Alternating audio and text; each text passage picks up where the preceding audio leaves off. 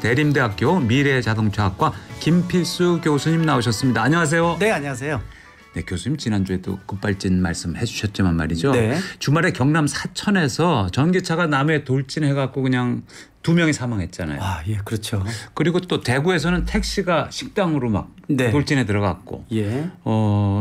근데 급발진이 점점 늘어나는 것 같아요. 고민이 좀 많습니다. 요새는 차종 구분 없이 다 발생을 하고 있다는 특징이 좀 있고요. 또 한 가지는 예전에 급발진 사고라고 얘기하는 것 중에서 한 5초, 6초 짧게 끝나는 경우도 지금도 그렇지만은 많이 있었습니다. 근데 이렇게 짧게 끝나는 경우는 이 머릿속에 하얗게 된다 그러죠. 아무 생각이 안 나서 내가 가속 페달을 밟았는지 브레이크를 밟았는지 기억이 전혀 안 나요. 근데 이제 상황이 이렇게 되다 보니까 급발진이요 이렇게 하는 사람들도 많았어요. 실제로요. 예. 그래서 그렇게 짧게 있는 경우는 급발진 사고다 이렇게 얘기하기는 사실 판정 자체도 어렵다 이렇게 보고 있는데 문제는 요새 사고 중에서 30초 1분 동안에 길게 생기는 거예요. 네. 그래서 안에 녹음도 돼 있고 피하기 위해서 굉장히 노력하는 모습들 있죠. 이러는 것이 영상 블랙박스에 탑재돼 있고 또 CCTV에도 여러 가지 목격되고 있거든요. 그래서 이렇게 시간이 긴 경우에는 급발진 사고라고 볼 수밖에 없는 정황들이 많이 있는데 네. 이런 부분들이 하루 걸러서 계속 발생하고 있다는 것은 운전하는 운전자 입장에서 굉장히 불안감을 증폭시키기 때문에 문제는 뭐 아시겠지만 급발진 40여 년 동안 생겼지만은 최종 승소한 경우는 한 건도 없었으니까요. 네. 네, 그런 고민이 지금 있다고 볼 수가 있습니다. 내 차도 급발진하면 어떡하나 이렇게 고민하시는 분들 꽤 있거든요. 네. 급발진으로부터 안전한 차는 없을까요? 수동 변속기 차량. 수동 변속기 차량. 예, 수동 변속기 차량은 뭐 사람이 직접 그 동력을 이었다 끊었다 하기 때문에 발생을 안 합니다. 그러니까 유럽에서의 급발진 사고가 거의 없는 이유가 많지가 않습니다. 일단 이 언론에 내는 것 자체가 이 법원에서 입증된 부분들이 있죠. 이런 것만 낼 수 있다는 이런 상황도 좀 틀린 조건도 있지만은 가장 큰 조건 중에서 유럽에서 사용하는 일반 승용차의 과반이 수동 변속기입니다. 수동 변속기가 절반이 넘는다. 절반이 넘는다. 또 전체 절반의 반이 아직도 디젤 차가 많거든요. 네. 그러니까 디젤 차는 전체 급발진 사고 중에서 한 10% 미만입니다. 네. 예, 저희 연구에서 통계를 내보면은 일반 가솔린 차량과 자동 변속기가 한 90% 차지하고요. 네. 나머지 10%가 전자제어 디젤 엔진 쪽, 그다음에 뭐 하이브리드 차, 전기차가 많이 증가를 하고 있는데 뭐 디젤 차 자체는 저속 고토크니까 발생을 많이 안 합니다. 그러니까 유럽에서는 전체의 반이 수동 변속기, 거기다 또 전체의 반이 이 디젤 차량이다 보니까 급발진 횟수 자체가 뭐 미국이나 이런 데하고 차이가 많고 미국은 우리하고 비슷하게 가솔린 엔진과 자동 변속기라는 기본 조건을 갖고 있어요. 네. 그러다 보니까 워낙 많이 발생을 하는데 뭐 판정 자체는 뭐 아시겠지만은 미국 자체는 자동차 제작사가 자사 차량에 결함이 없다는 것을 밝혀야 되는 구조고 대한민국은 자동차 운전자가 결함을 밝혀야 되는 구조니까 피해자가 그렇죠. 그러다 보니까 밝혀야 되는 의무가 있고 반대로 되니까 실제로 재판 과정에서 질 수밖에 없는 구조적인 부분을 안고 있다라고 분명히 말씀드릴 수가 있죠. 근데 국내 자동차 메이커들이 그 유럽에 네. 수동 변속기 차량 꽤 많이 팔잖아요. 판매하고 있죠. 네. 근데 국내에는 안 보여요.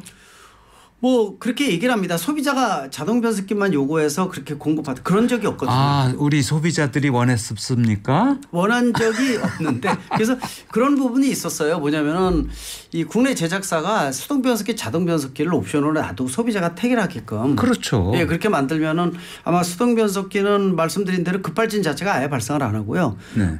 연비 자체가 20% 정도 높습니다. 연비가 20%나 차이가 엄청납니다. 납니다. 거기다 야. 이제 변속기는 자동 변속기 고장 나면 전체로 갈아야 되는 경우도 많이 있는데 비싸겠죠? 수동 변속기는 고장이 거의 안 나서 네. 한 10만 킬로미터 우리가 산발이라고 얘기하는 디스크만 바꿔주면 되는데 그 네. 비용이 예전에 아마 몇만 원뿐이 안 갔었거든요. 네. 그러니까 뭐 수동 변속기 자체는 운전의 재미를 느끼는 분들은 수동 변속기 요구를 예. 하거든요. 그래서 요새는 수동 같은 거 7단까지 나와 있어요. 그리고 클러치 밟는 힘도 옛날 같이 힘들질 않고 네. 기술이 좋아져 가지고요. 예. 슬쩍슬쩍 밟아도 푹 들어가는 게 많이 있거든요. 예. 그래서 수동 변속기를 요구하는 분들이 있는데 국내에서는 뭐 경차까지 자동 변속기다 보니까 아예 선택의 폭이 없어졌죠. 예. 아쉽습니다. 예. 저도 한 15년 이상 수동으로 타고 다녔었는데. 그래서 원래 공정거래위원회에서 네. 예전에 그런 부분이 있었어요. 제작사가 자동 변속기만 나오니까 수동 변속기도 같이 옵션으로 공급해줘라. 네. 소비자가 타이하게끔. 네. 대신 하나하나 자르는 대신 가격은 좀 높게 받아도 된다. 우리가 예전에 시장판에서 담배 네. 낱개로 팔던데 아시죠? 이렇게 쭈그리 앉아서 네. 그때 하나 가치가 비쌌잖아요. 예, 예. 근데 하나씩 파는 대신 비싸게 받아도 된다. 공정위에서요. 네. 좀 비싸게 받는 대신 선택의 폭을 넓게 해줘라라고 했는데 결국은 그것도 안 됐어요. 그 선술집에서 소주 반병 팔고 이런 거. 반병 팔고 남은 것들 있잖아요. 좀 비싸게 받아도 네. 뭐 3분의 1 뭐 한 잔 네. 외국에서는 위스키 한 잔씩 주지 않습니까? 그렇죠. 우린 병으로 겪는 게 많은데 그래서 수동 변속기도 좀 아쉬운 게 많아요. 네. 그런 부분은. 네. 좀 더 집중적으로 말씀 나누기 전에 지난 시간에 들어왔던 청취자 질문부터 해결해 드리겠습니다. 2947님 질문인데요. 25개월 된 아이를 태우고 다닙니다. 근데 요즘 에어컨을 켰더니 냄새가 좀 납니다. 필터를 간 지 7, 8개월 된 것 같은데 더 자주 갈아줘야 하는 걸까요? 아이를 태우고 다니다 보니까 차량의 실내 공기가 더 신경 쓰입니다. 이거는 갈아 주셔야 돼요. 1년에 한 2번 정도 갈아 주시면 괜찮습니다. 일단 실내 필터, 에어컨 필터라고 얘기를 하는데 외부에서 공기 유입될 때 걸러주는 필터거든요. 근데 이 필터가 기능이 좋은 것들도 있어서 가격 차이가 좀 있는 것들이 있습니다. 근데 좋은 거를 한국 그 소비자원에서 예전에 아마 재작년인가 이 에어컨 필터를 시장에 판매되는 중요한 것들을 다 모아서 테스트를 해가지고 순서를 정해서 발표한 게 있어요. 그거 자료 한번 찾아보셔도 괜찮고 그러면 어떤 제품이 기능이 좋고 요새는 미세먼지, 초미세먼지도 일부 걸러지는 필터까지 있거든요. 네. 근데 가격이 좀 1, 2만 원 비싸지만은 지금 말씀하신 대로 실내 공기질을 개선시킬 수가 있고요. 중요한 거는 그 입구에 공기가 유입되는 부분들을 청소를 해 주셔야 되는데 거기에 곰팡이 겹치게 되면 필터 바꿔도 의미가 별로 없고요. 그렇겠네요. 예. 또 한 가지는 그래서 입구 쪽이나 이런 쪽도 이 곰팡이 같은 걸 제거할 수 있게 이분들은 정비업소에 가면은요 스프레이 곰팡이 제거할 수 있는 스프레이 같은 거 뿌려서 네. 순환을 시켜주기 때문에 깔끔하게 해줘요. 네. 그리고 또 한 가지는 한 가지 더 꼭 해줘야 되는 것이 바닥에 매트에 있는 먼지들 있죠. 바닥 매트 먼지. 바닥 매트 이거 자주 꺼내서 엄청나게 많이 신발에서 많이 떨어지지 않습니까? 그렇죠. 예, 그래서 이거를 꺼내서 청소를 매트를 청소하고 바닥에 있는 거를 청소기를 가지고 한번 쭉 흡입을 안 하시게 되면은 실내 순환 모드로 될 때 공기가 안에서 돌 때 밑에 바닥까지 끌어올립니다. 먼지를 끌어올려서 예, 돌리겠네요. 공기가 안 좋아요. 예. 공기 안 좋으니까 에어컨 필터 갈아주실 때 입구 쪽에 있는 곰팡이 부분도 좀 제거를 하시고 그다음에 바닥 매트부터 먼지 같은 거 실내를 걸레 같은 거 깨끗하게 닦아주시게 되면은요 물걸레로 닦아주시게 되면은 뭐 먼지 같은 것도 제거하니까 실내 공기질이 좋고 또 명절 같은 경우에 꼭 청소를 부탁드리는 이유가 아이들이나 가족들이 타고 가다가 먹을 걸 먹다가 떨어뜨린 게 많거든요. 네. 근데 의자 밑에 손이 안 들어갔는데 밑에 한번 들어보시면 엄청날 겁니다. 예, 이게 언제 거야 말로 비틀어진 것들 있죠. 예, 근데 이것도 청소를 한번 해줘야 되니까. 거기 벌레니 박테리아니 뭐 안 좋습니다. 네. 그러니까 실내 공기질이 안 좋으면은 이 뭐 아토피나 알레르기 때문에 아이들 같은 경우에는 호흡기나 아니면 피부 질환도 유발시킬 수가 있으니까 네. 꼭 에어컨 필터뿐만이 아니라 아까 말씀드린 그런 여러 가지를 같이 병행하시는 것이 실내 공기질이 완전히 틀려진다고 볼 수가 있습니다. 네, 운전하고 다니시는 여러분 신발바닥에 묻은 먼지들을 마시면서 운전하고 싶지는 않으시겠죠? 그렇죠, 맞습니다. 네, 예. 네. 자, 자동차와 교통에 대한 모든 궁금증을 받고 있습니다. TBS 앱 또는 50원 유료 문자 샵 0951로 보내주시면 김필수 교수님께서 명쾌하게 해결해 드립니다. 자, 교수님, 네. 이 차가 교차로에 들어가기 전에 네. 이제 직전에 예. 신호등이 노란불로 바뀌었어요. 예. 그때 안 멈추면은 신호 위반이다. 네. 아무리 직전이라고 하더라도 그 대법원 판결 나왔잖아요. 저 그 보면서 이해가 안 됐어요. 저도. 네. 왜냐하면 약간 논란이 있더라고요. 예, 논란이 많습니다. 왜냐하면 1심, 2심에서는 분명히 이게 신호 위반 아니다라고 판정을 내렸고요. 네, 사고는 사고에 따른 책임을 뭐 지든 말든 그 다음이고요. 그 다음 문제고 네. 신호 위반은 아니라고 그랬었죠. 1심, 2심에서. 예, 아니라고 그랬죠. 근데 대법원에서는 이게 위반이라고 판결 내렸으니까 최종적으로요. 노란불 최종심에서. 때 교차로를 그냥 지나갔다. 이건 그렇죠. 위반이다. 이거는요.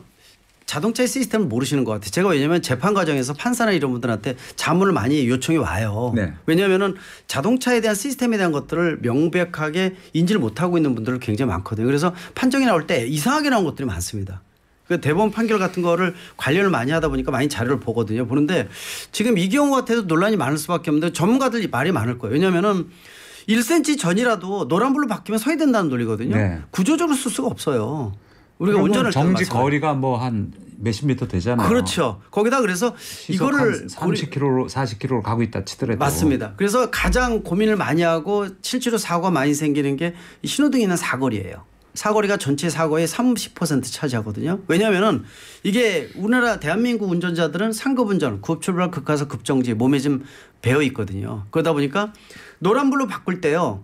가속 페달 밟아서 밀고 지나가는 분들이 있고 반대로 반대 차선에서는 신호등이 노란불로 바뀔 때 예측 출발로 미리 출발하는 분이 많아요. 예. 특히 오토바이는 기동력이 강하기 때문에 앞쪽에 서 있다가 바로 당겨버리거든요. 그러면 조호하니까 사고가 생기는 거예요. 가운데서 만나는 거죠. 이번 사고도 그 사고였었거든요. 네. 예, 저도 여러 번 봤었는데 근데 이 경우 보면은 저도 보면서 노란불로 바뀔 때 이미 횡단보도 앞에서 이미 진입하고 있는 상태였어요. 네. 근데 그게 몇 센치인지 남아 있는지 모르는데 이 경우를 신호 위반이다라고 판정을 하면은 운전할 때 예. 이거 겁나서 어디 신호등 건너가겠습니까? 예. 그냥 10km, 20km 저속으로 언제 바뀔까라고 생각할 수밖에 없는데 그래서 이걸 고려해서 생긴 게 딜레마 존이지 않습니까? 딜레마 네. 존인데 딜레마 존에서 사거리에서 폭이 넓을 때는요 노란불의 신호를 오래 둬요. 네.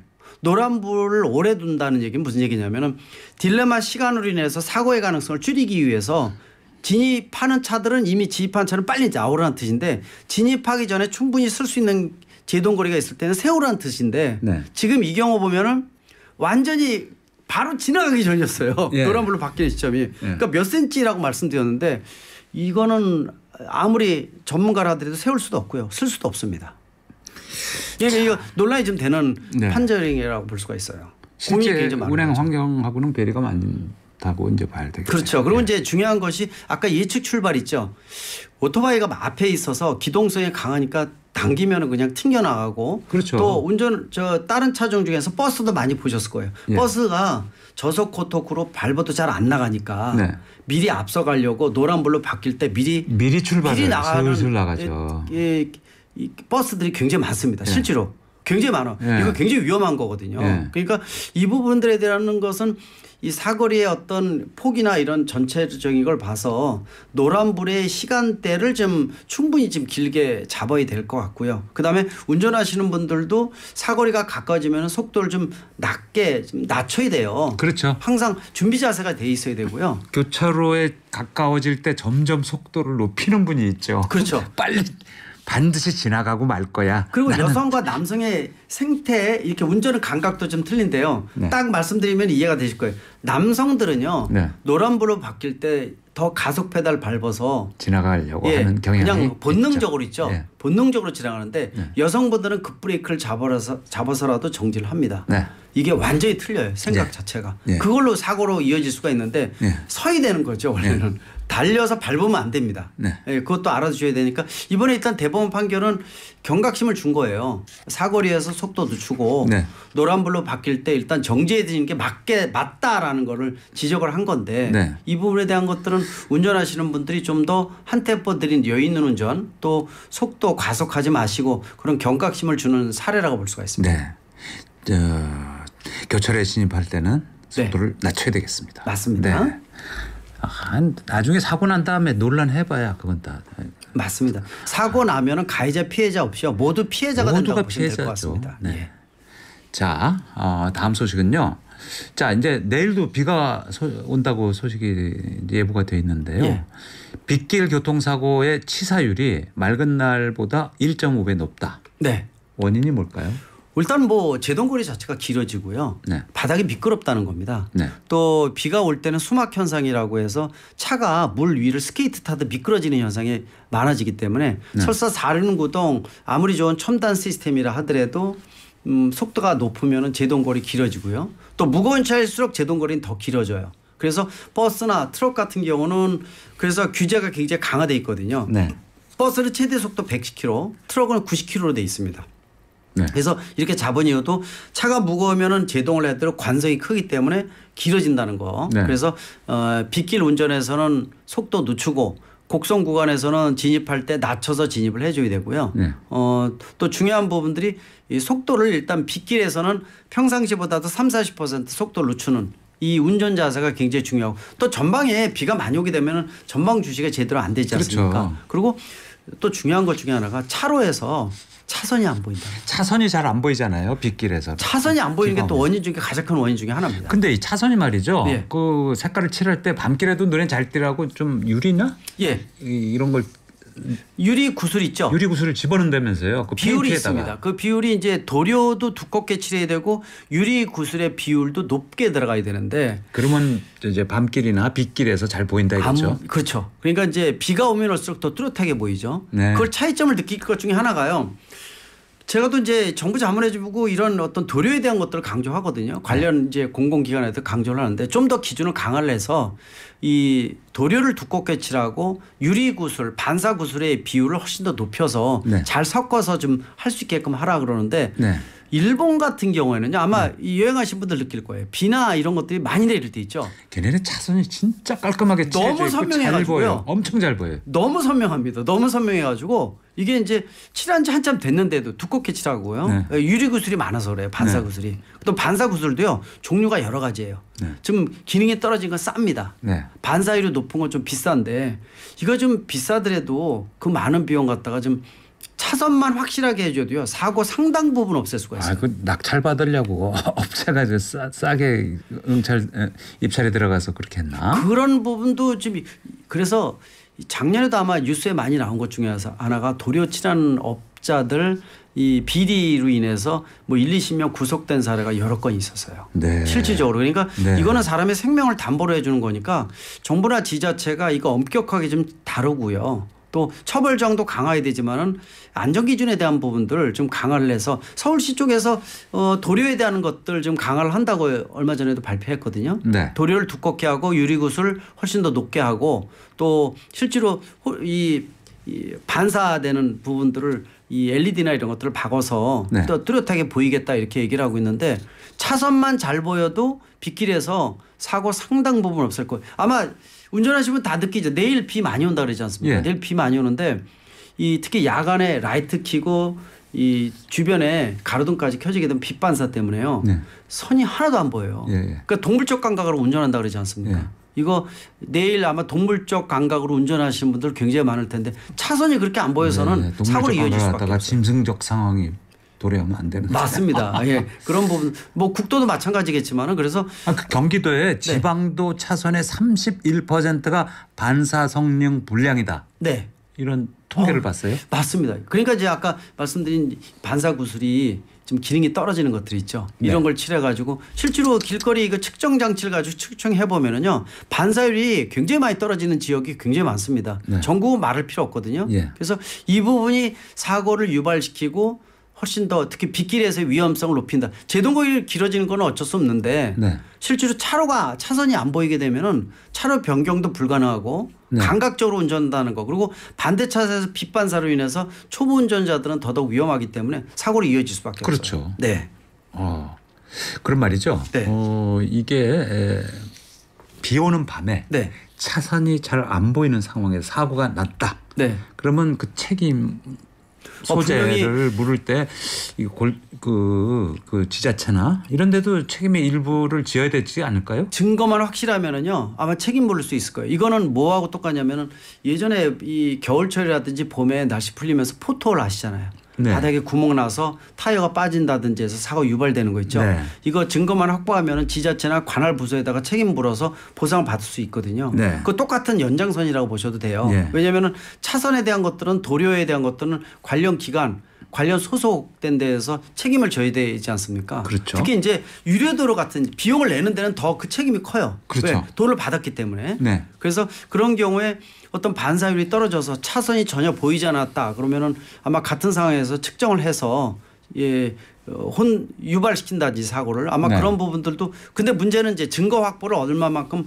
전문적으로 갔느냐가 이 보상 여부가 아마 판결이 되지 않는 그렇죠. 이렇게 보고 비가 있습니다. 어느 정도 올 때 이게 어느 정도 보였는지를 증명하려면 골치 아플 수도 그렇죠. 있겠네요. 아까도 말씀드린 대로 급발진에 대해서 우리나라 법규 자체가 아, 운전자가 네. 결함을 밝혀야 되는 구조로 돼 있거든요. 피해법 자체가 그렇습니다. 그러니까 아마 이것도 증거에 대한 것들을 전문적으로 그러니까 비용은 비용대로 소비자가 다 들어가고 모든 걸 당시 입증해라는 부분들. 그러니까 네. 정부나 지자체 책임에 대한 것들도 안타까운. 그래서 예전에 그 강릉 급발진 사건 같은 경우에도 재연 시험할 때 안타까운 것 중에 한 가지가 이 40여 년 만에 최초의 시험이지만은 그 비용을 피해자 가족이 십시일반 다 되고 정부는 관련을 하나도 안 했다는 거죠. 네. 이제 그런 것이 좀 더 안타깝게 다가오는데 소비자 중심으로 좀 바뀌어야 되는 게 아닌가라고 말씀드릴 수가 있습니다. 네, 그렇습니다. 앞서 드린 퀴즈 한 번 더 내드릴게요. 운전 중에 교차로에 진입하기 직전에 노란불이 켜지면 그대로 가야 될지 멈춰야 될지 고민되죠. 이런 구간을 이르는 말 무엇일까요? 1번 딜레이 존, 2번 딜레마 존, 3번 적자생존. 네, 정답 보내주시면 추첨을 통해서 좋은 선물 보내드리겠습니다. 자, 교수님. 네. 앞서 이제 도로 차선의 도색과 관련한 문제점을 짚어봤는데요. 예. 이 하얀 선 있잖아요. 차선. 네네. 실선이 있고 점선이 있는데 맞습니다. 점선은 차선을 이렇게 통과해도 되고 그렇죠. 건너갈 때 네. 실선은 이제 차선 변경하면 안 되는 건데 맞습니다. 예. 실선이 너무 많은 것 같아요. 근데 이제 이 부분에 대한 논란을 굉장히 운전하시는 분들이 주의를 하셔야 되는 것 중에 한 가지가 일반적으로 흰색보다 노란색이 더 위험하고 어기면 안 된다라는 식을 많이 갖고 있죠. 그렇죠. 예, 일반적으로 그거 맞습니다. 네. 흰색보다. 근데 이제 흰색으로 되어 있는 거는 말씀하신 대로 점선과 실선이 있어요. 문제는 점선은 이 방향 지등 켜고 차로 변경해도 전혀 문제가 없습니다. 그 대신 이제 급차로 변경이라고 해서 한꺼번에 두세 개를 한꺼번에 변경하면 그것도 도로교통 위반입니다. 네. 그렇게 하면 안 되고 위험하다는 거죠. 문제는 흰색 실선에서 주의하시라고 말씀드리고 싶어요. 네. 이게 실제로 사고 나서 여러 가지 그 억울한 그 운전자가 연락이 온 경우가 굉장히 많았던 게 한 가지가 아마 들으시고 처음 들으신 분들 많을 거예요. 예를 들어서 흰색 실선이 거져 있는데 어쩔 수 없이 방향 지시등 켜고 건너가는 경우 굉장히 많거든요. 네. 요새 보면은 흰색 실선을 거는 데가 너무 많아요. 예. 그러니까 터널이라든지 터널 뭐 그다음에 이 고가 도로 간선도로 진입하거나 나가는 그렇죠. 램프 같은데. 그래서 기본적으로 이제 많이 돼 있는 데는 터널, 고가 도로, 교량 이런 데는 흰색 시선을 거놨습니다. 왜냐하면 워낙 위험하기 때문에 차로 변경하지 말라 그러는 거죠. 근데 그거 말고 요새 차가 많이 막히다 보니까 우회전 좌회전 할 때 끼어들지 못하게 하려고 흰색 시선 쭉 거는 데 많거든요. 네. 이 길이가 짧게는 뭐 200m도 있지만 400~500m 굉장히 긴 데도 있어요. 네. 아예 차로 변경 진입 못하게 하는 경우도 많은데 문제는 이거 말씀드린 이유는 혹시 내가 초행길이어서 네. 갔는데 우회전해야 되는데 흰색 실선이 한 200~300m 거져 있는 거예요. 예. 근데 방향지등 켜고 차 상태 보면서 건너가지 않습니까? 예. 근데 만약에 뒷차가 부닥쳐서 접촉사고가 발생을 했을 때 네. 뒷차에서 부상을 입었다고 목을 잡고 딱 나와서 2주 이상의 진단서를 띄면은요. 일단 앞차가 모든 걸 다 뒤집어 쓴다는 것을 생각을 하셔야 돼요. 가장 또 중요한 게 뭐냐면은 자 흰색 실선에서 방향지등 켜고 진입하던 차가 다른 차하고 부닥쳐서 사고가 생겼는데 다른 차가 일단 운전자가 나와서 진단서를 2주짜리는 목만 잡으면 나온다고 말씀드렸죠. 네. 근데 진단서를 가지고 경찰에 접수를 하게 되면은요. 무작정 100% 기소라는 거죠.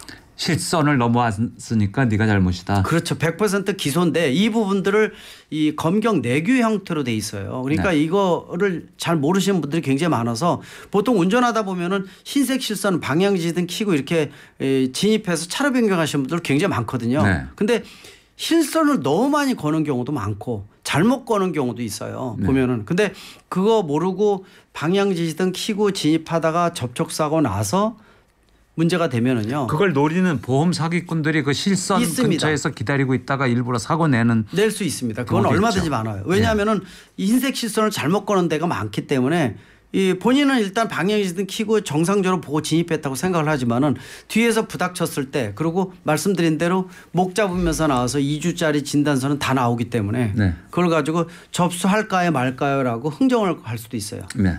뭐 얼마든지 보험 사기범위의 대상이 될 수도 있고 그렇게 난 사고도 실제로 있었고요. 네. 그리고 그 억울한 부분에 대해서 연락 온 분들도 굉장히 많습니다. 그래서 절대로 흰색 실선에서 방향 지시등 키시더라도 진입을 하지 마시라고 분명히 말씀드리고요. 네. 또 관련 기관에서도 흰색 실선을 아무데나 걸어놓지 말고요. 예를 들어 잘못 거는 것 중에서 어떤 게 있냐면 흰색 실선 거놓고요. 옆 차선에서 화살표를 건너가라고 화살표를 그려져 있어요. 예. 그럼 운전자 입장에서 건너가라는 거와 말라는 거와 그렇죠. 그런 것도 있고요. 그래서 이 흰색 실선을 마구잡이로 하면 안 된다는 거기 때문에 그래서 제가 그런 우스갯소리를 합니다. 뭐냐면은 도리어가 많이 나오면 실선 긋고 부족하면 점선 긋는 거 아니냐 이렇게 이제 우스갯소리를 하는데요. 운전하시는 분들은 절대로 주의하셔야 되는 것 중에 한 가지가 흰색 실선에서 절대로 건너가지 마시고, 그리고 이거를 영상 블랙박스에 찍히기 때문에 이거 신고하게 되면요 벌점하고 과태료 다 내야 됩니다. 네, 사고가 안 나도 뒤에 오는 차가 네. 그냥 신고해버리면 신고하면요 그냥 무작정 나옵니다. 네. 예, 그러니까 흰색 실선에 대해서는 절대로 건너가지 마시고요. 네. 내가 방향 지금 켜고 안 켜고가 중요한 게 아닙니다. 예. 그 건너가지 마시라는 거고, 관련 기관에서도 좀 더 이 부분에 대해서 냉정하게 흰색 실선 필요한 곳에 건어야지 네. 지금같이 뭐 너무 길게 거는 한강 다리 중에서는요 우회전할 때 끼지 못하게 한다고 제가 대략 봤더니 500m가 넘더라고요. 그렇죠. 거의 뭐 전체 한강다리 전체를 실선을 거놨어요. 그런 경우에는 아예 운전자들 초행길은 아예 진입도 못 한다는 뜻이거든요. 그런 측면에서 보면은 좀 더 합리성 있는 이런 부분이 필요하지 않나 이렇게 말씀드릴 수가 있습니다. 네. 4419님의 네. 질문인데요. 네. 에어컨 냄새 나면은 송풍구를 모두 닫고 히터를 최고 온도로 5분에서 10분 동안 틀어서 덕트 안에 곰팡이를 제거하고 환기하면 된다. 이렇게 누가 가르쳐 주던데 이것도 어떻습니까? 일부 가능합니다. 네. 예, 가능해요. 이렇게도 해요. 예. 가장 뜨겁게 해가지고 닫은 다음에 안에 송풍구에서 털어내는 거죠. 뜨거운 예. 공기를. 근데 이게 완벽하지가 못해요. 약간은 도움이 되겠지만. 예, 도움이 되겠지만은 완벽하게 안 되니까 요새 보면은 아까 정비업소 말씀드렸는데 스프레이 있죠. 네. 이 곰팡이 죽이는 제거하는 스프레이가 많아요. 예. 그거 갖다가 안에서 뿌려주고 환기를 강화시키면은요 안에 쫙 깨끗하게, 그거는 에어컨 필터 가실 때 해주세요. 그럼 서비스로 다 해줍니다. 예. 예, 그냥 에어컨 필터 하나만 갈지 마시고 요것도 청소 좀 해주세요. 그러면 다 해주시고요. 또 필요하면은 뭐 단골 손님 같은 경우에는 다른 것까지 조치를 해주지 않습니까? 또 그렇죠. 엔진룸 청소 있죠. 보통 우리가 이 세차는 바깥에 하부 세차도 그렇고 세차 많이 하시는데 엔진룸 세차는 해야 된다는 거 모르실 거예요. 왜냐하면 엔진 본이 아니기 때문에 네. 이걸 왜 그러는데 꼭 하셔야 돼요. 왜 그러냐면은 차가 오래되면은요 엔진 쪽에서 오일이나 이런 찌꺼기가 흘러나오고 예. 먼지 같은 게 덩어리가 돼서 주변에 찌꺼기가 있으면은요 엔진의 온도가 올라가면은 이게 가연성 물질이 돼서 그러니까 화재 앞에 요인이 될 수도 있어요. 보니트를 열고 네. 이 안을 그냥 한번 싹 청소를 해라. 청소하는데 엔진룸을. 직접 하지 마시고요. 이 정비업소에서 하셔야 돼요. 정비업소 아저씨한테. 네, 부탁을 정비업소에서 에어로 불어내야 되고요. 전문적으로 뿌리는 이 도구들이 있어요. 네. 이걸 가지고 해야지 깔끔하게 이제 이 제거할 수가 있으니까 네. 이것도 단골 정비업소에서는 다른 거 정비하실 때 서비스를 해주는 경우 많은데 네. 개인이 하시는 거 아닙니다. 엔진룸은. 네. 근데 엔진룸도 바깥에와 더불어서 가장 중요해서 화재 등 여러 가지 요인을 없애는 가장 중요한 요소가 네. 엔진룸 청소라고 말씀드릴 수가 있습니다. 예, 먼지 같은 게 많이 끼면 그게 스파크가 일어나면 불똥이 그렇죠. 튀어서. 가연성 물질이 되는 거고요. 예, 특히 예. 노화돼서 9년 10년 된 차일수록 더더욱 청소를 잘해 주셔야지 네. 그게 화재가 특히 노화된 차가 많이 생기거든요. 네. 1년에 대한민국에서 발생하는 화재 건수가 자동차가 4,500건에서 5,000건인데요. 네. 2,600만 대 등록돼 있으니까 하루에 13건이 생깁니다. 자동차 화재가 하루에 12건에서 13건. 엄청난 겁니다. 네. 예, 그러니까 그게 노후된 차량일수록 청소 안 된 차량일수록 더 많이 발생할 수 있다는 것도 알아두시면 좋을 것 같아요. 알겠습니다. 네. 자, 지금 내부 순환로 말이죠. 네. 성산 방향으로 마장 램프 지나서 2차로에 교통사고가 나 있습니다. 그래서 뒤로 정체가 심한데요. 참고하시고요. 네, 내부 순환로 조심하십시오. 자, 5080님의 질문입니다. 네. 택시 기사님인데요. 사선 디스크 로터로 바꾸고 열받기 전에는 괜찮은데 열받고 나서 저속에서 오른쪽만 드드득 소리가 납니다. 로터를 좌우 바꾸는데 또 오른쪽만 납니다. 캘리퍼 불량일까요? 택시인데 손님들이 무슨 소리냐고 합니다. 이게 자동차에서 제동을 할 때라든지 이 소리가 이렇게 크게 나게 되면 불안하거든요. 네. 근데 겨울철에 날씨가 추울 때 처음에 소리 나다가 차가 열을 받는다든지 해서 이 디스크나 이런 데 열을 받으면 소리가 없어지면 정상이에요. 괜찮습니다. 네. 근데 이제 소리가 계속 지속적으로 난다든지 지금 이 부분과 같이 한쪽만 생기는 것은 디스크 로터가 좌우로 바꿨는데도 소리가 난다라는 얘기는 캘리퍼일 가능성이 상당히 높습니다. 네. 그러니까 이제 이 캘리퍼하고 디스크가 마주치는 부분들이거든요. 근데 네. 이 원인은 양쪽이 다 날 수도 있어요. 예. 그러니까 캘리퍼 자체를 뭐 마모가 많이 됐다든지 또는 예를 들어서 균형이 덜 잡아서 망치로 때려서 균형만 잡아도 소리가 안 나는 경우도 있습니다. 네. 그리고 로터 같은 경우에도 디스크 자체도 갈아주는 경우도 있는데 디스크를 갈면은 비용이 많이 들어가거든요. 그러니까 이제 잘하는 데는 디스크 자체를 이 샌드페이퍼로 갈아서 이거를 다시 쓸 수 있게끔도 해주는 데도 많이 있으니까 비용을 절감하면서 쓸 수 있는 방법. 특히 이 경우에는 좌우 디스크를 바꿨는데 소리가 난다는 캘리퍼일 가능성이 있으니까 한번 전체적으로 점검하시는데 말씀드린 대로 교환도 중요하지만 교환하면 비용이 많이 들어가니까 뭐 두들긴다든지 균형을 다시 잡으면은 없어지는 경우도 있으니까 그것도 한번 확인하시면 좋을 것 같습니다. 빼빠로 한번 갈아보든지. 그렇죠. 우리가 예전에 샌드페이퍼 빼빠라고 얘기했었지 않습니까? 네. 예. 그런데 말이죠. 이제 고속도로 달리다 보면은 요즘은 조금 줄긴 했는데 화물차에 그 화물이 이렇게 떨어져서 그게 주변 낙하물 사고라 그러죠. 낙하물 사고 나잖아요. 그런데 이게 사고 원인을 제공한 차량이 사라지고 없잖아요. 네, 없죠. 대부분 낙하물 사고는요. 이 가해자가 누군지 찾지 못하는 게 특징이라고 볼 수 있습니다. 피해 본 사람 그럼 어떻게 해야 됩니까? 이거 작년인가 이미 아마 보험이라든지 또 관련해서 보상을 받을 수 있는 기본 방법을 마련을 했어요. 근데 문제가 보상이 중요한 건 아니거든요. 이게 보상을 제대로 받을 수 있는 것도 아니고 또 중요한 부분들이 이 낙하물 사고는요. 큰 대형 사고로 커지는 경우도 많습니다.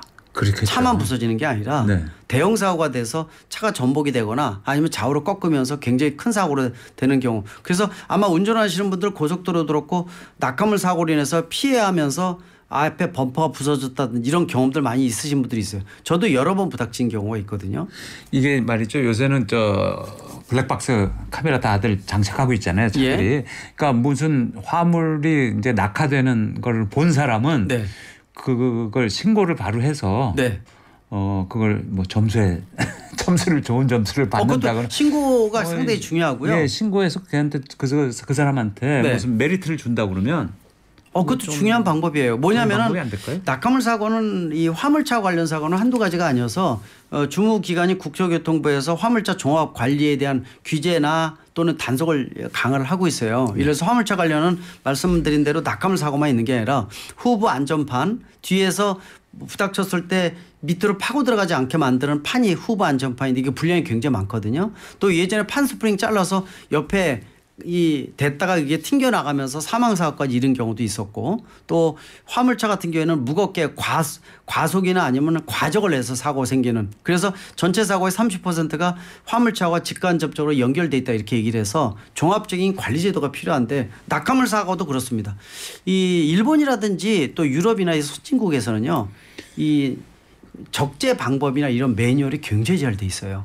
교육도 굉장히 철저합니다. 그리고 웬만한 것은 폐쇄 공간 이 지붕이 있거나 옆에 벽이 있어서 바깥으로 노출이 안 되게끔 되는데 이 우리나라 같은 경우에는 그냥 위에다 적재하고 끈도 고박도 적당히 하는 경우도 많고 또 길이도 너무 길거나 그래서 사고 생기는 경우도 있는데 고박 방법 그다음에 적재 방법 이런 것들을 얼마큼 제대로 매뉴얼화 시키고 정상적으로 수시로 관리 감독부터 교육시켜 주느냐에 따라서 낙하물을 줄일 수가 있는데 1년에 낙하물 떨어지는 게 수천 건이라고 얘기를 하고요. 그리고 교통경찰의 패트롤이라는 게 사고가 안 나도 그렇게 잘못 적재하고 있는 거를 단속하는 것도 의무 아닌가요? 그게 의무죠. 그리고 예를 들어서 긴 거 같은 경우에는 뒤에 이 빨간 이 수건만 걸치면 되는 게 아니라 경광등이라든지 또는 특별히 무겁거나 길면은 앞뒤에 페트롤카가 있어서 새벽에 차가 없는 시간대만 정해진다든지 이런 것들이 굉장히 철저하게 이행이 돼야 되는데 국내에서는 아직 이게 낙하물 사고가 매년 후진국형으로